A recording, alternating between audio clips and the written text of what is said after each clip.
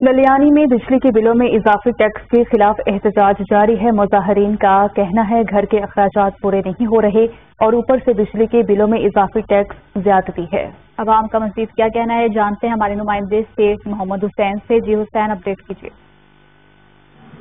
جی بہت شکریہ۔ بالکل، میں اس وقت موجود ہوں مصطفیٰ آباد للیانی میں۔ ملک بھر کی طرح آج مصطفیٰ آباد للیانی میں بھی پاکستان مرکزی مسلم لیگ جو ہے حکومت الوقت کی جانب سے بجلی کی قیمتوں میں جو بے تحاشا اضافہ کیا ہے، میرے ساتھ اسی حوالے سے مرکزی مسلم لیگ کے عہدیداران موجود ہیں۔ مزید اب ان سے جانتے ہیں کہ ان کا اس حوالے سے کیا کہنا ہے۔ جی سر، بتائیے گا کیا کہنا چاہتے ہیں؟ جی بسم اللہ الرحمن الرحیم۔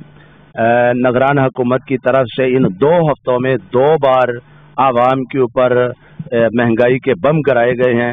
پچھلے ہفتے جو ہے وہ پٹرول کی قیمتیں بڑھا کے بجلی یعنی مہنگائی کا بم گرایا گیا، اور یہ 3 روز قبل جو ہے یہ بجلی کے یونٹ میں 5 روپے 40 پیسے اضافہ کر کے گویا کہ عوام کی مشکلات کو دگنا کر دیا گیا ہے۔ جو پہلے ہی عوام جو مہنگائی کی چکی میں پسی ہوئی ہے، تو اب صورتحال یہ ہے کہ ایک عام آدمی کی تنخواہ کم ہے اور گھروں میں بجلی کے بل اس سے زیادہ آ رہے ہیں۔ لوگ اس کو کس طرح جو ہے وہ ادا کر سکتے ہیں؟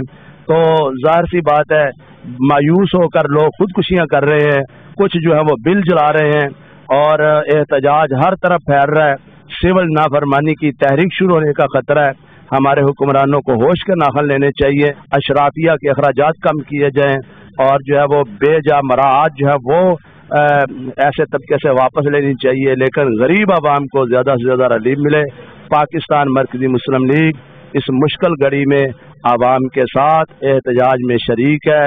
ہم حکام بالا سے اپیل کرتے ہیں کہ یہ فیصلے جو بجلی میں اضافے کی صورت میں یا پٹرول کی قیمتیں بڑھانے کی صورت میں فی الفور واپس لیے جائیں اور عوام کو جینے کا حق دیا جائے۔